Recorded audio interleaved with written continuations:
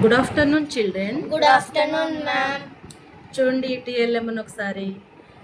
ఇక్కడ ఆటు బండీరా ఉన్నాయి కదా, వీటిని మనం అక్షరమాల అని అంటాం, లేకపోతే వర్ణమాల అని అంటాం.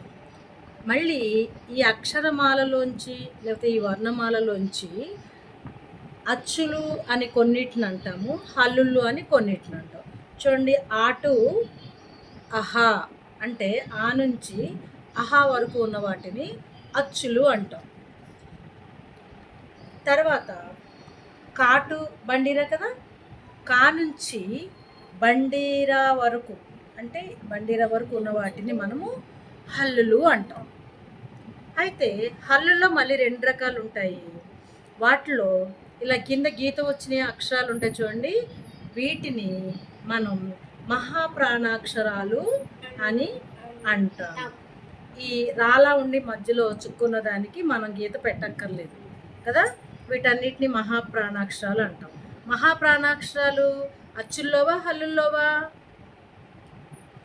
మహాప్రాణాక్షరాలు అనేవి అచ్చుల్లో హల్లుల్లోవి. ఎస్, హల్లుల నుంచి మనము మహాప్రాణాక్షరాలు మళ్ళీ విడిగా తీసుకుంటాము. అవి పలికేటప్పుడు ఇట్లా కడుపులోంచి పలుకుతాం అన్నమాట. అర్థమైందా? ఖ అలా, ఘ ఛ ఛ ఖ ఠ ఖ ఠ ఫ ఫ అలా పలుకుతాం. అందుకని వాటిని ఎక్కువ ప్రాణం పెట్టి పలకాలి కాబట్టి వాటిని మనము మహాప్రాణాక్షరాలు అంటాం. తేలికగా పలికితే కుదరదు, ప్రాణం పెట్టి స్పష్టంగా చక్కగా ఇట్లా పలకాలి కాబట్టి వాటిని మహాప్రాణాక్షరాలని అంటాం. అయితే అచ్చుల నుంచి మనము గుణింతాలను తయారు చేస్తాం. అచ్చుల నుంచి గుణింతాలు తయారు చేస్తాము. ఆ తయారు చేసిన గుణింత సింబల్స్ని తీసుకొచ్చి మనము హల్లుల మీద ఉంచి కా నుంచి బండిర వరకు ఉన్న గుణింతాలని మనము తయారు చేస్తాం. హల్లుల నుంచి అచ్చుల మీద ఉండేటువంటి గుణింత చిహ్నాల్ని మనము తయారు చేస్తాం. ఆ తయారు చేసిన వాటిని తీసుకొచ్చి కాకి వాటన్నిటిని పెట్టినప్పుడు కా గుణితము, కాకి పెట్టినప్పుడు గా గుణితము ఏర్పడతాయి. అసలు అచ్చుల నుంచి గుణింత చిహ్నాలని ఎలా తయారు చేశారో చూద్దామా?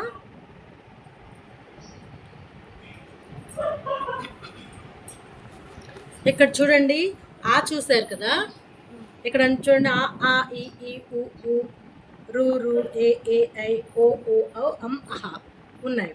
వీటిలోంచి ఆ అక్షరానికి సంబంధించి నేను వైట్ కలర్తో కొన్ని సింబల్స్ని తీసాను చూడండి.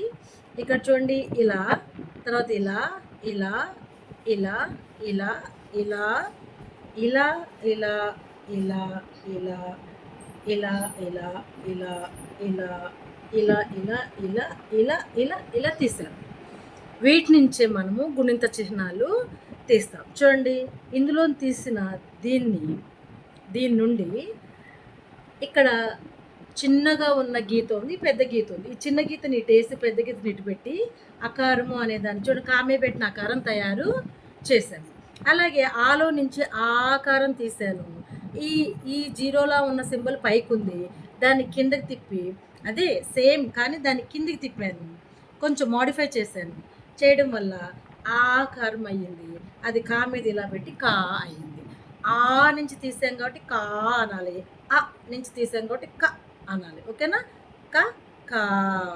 అలాగే ఈలో నుంచి ఇక్కడ ఏకతలకాయలాగా గుండ్రంగా ఉన్నదాన్ని తీసుకున్నాను.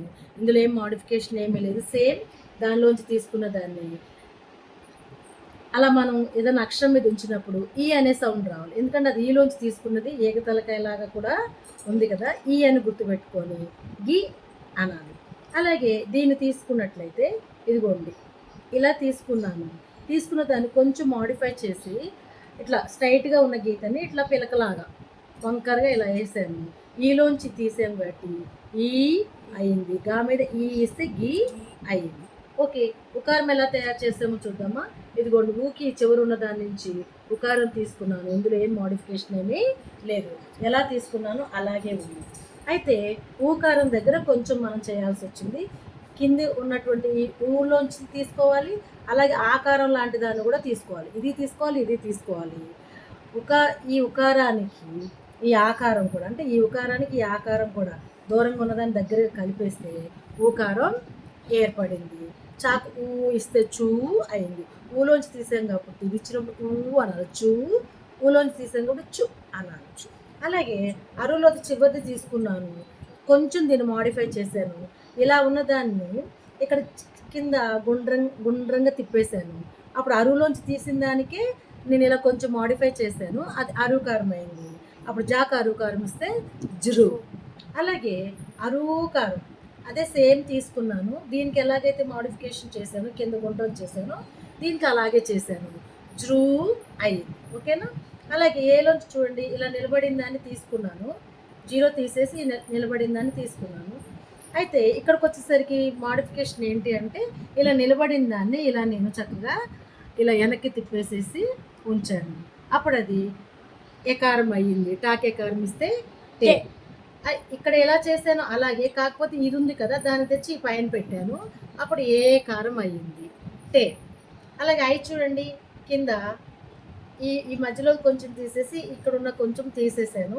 ఎకారానికి ఇలా పెడతాం కాబట్టి మనము దీన్ని అదే విధంగా తీసుకున్నాను. కింద ఈ ఐకారంలోంచి సింబల్ అలాగే ఉంది, ఇక్కడదే కదా, మనం ఎక్కడి నుంచి తీసుకురావట్లే, ఇక్కడలే.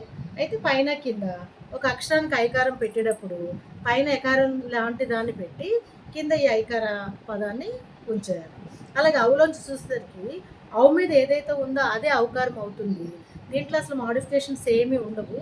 అవు తల మీద ఏదైతే ఉందో అదే తీసుకొచ్చేసి అవుకారం ఉంది, అది మిగతా వాటి తల మీద పెట్టేసి అవు అనే సౌండ్ ఇస్తూ మనము చదవాల్సి ఉంటుంది. దా మీద పెట్టాం కాబట్టి డవ్ అవుతుంది. అయితే ఏలు రెండు ఓలు రెండు ఉంటాయి, అందుకని అవు తీసుకొచ్చేసి ఐ పక్కన పెట్టాను. అయ్యి ఒకటే ఉంటుంది, అవ్వు ఒకటే ఉంటుంది. ఓలో చూడండి, కింద ఉన్నదాన్ని ఇలా తీసుకున్నాను, తీసుకొని దాన్ని వెనక్కి తిప్పి ఇలా పెట్టేసరికి దాన్నే కొంచెం మాడిఫై చేసుకొని వెనక్కి తిప్పా. అక్షరాన్ని ఏమీ మాడిఫై చేయలేదు, కానీ దానికి ఉన్న వేరే అది ఉన్న డైరెక్షన్ని మార్చడం వల్ల ఒకారం అనేది ఏర్పడింది. ఇక్కడ కూడా దీని డైరెక్షన్ మార్చేసి పైన ఉన్న దాన్ని తీసుకొచ్చి ఇక్కడ పెట్టండి. అంటే ఇది ఓ అయింది, ఇది ఓ అయింది. తాకు ఓయిస్తే తో, తాకు ఓయిస్తే తో. అలాగే అమ్మలోంచి సున్నా తీసుకున్నాను, అమ్. ఆ పక్కన పెట్టాం కాబట్టి అమ్మ అయింది, దా పక్కన పెడితే దమ్ అవుతుంది. ఇది కూడా అంతే, అహా ఆ పక్కన పెడితే అహా, దా పక్కన పెడితే దహ. అర్థమైందా children? Well done children, well done.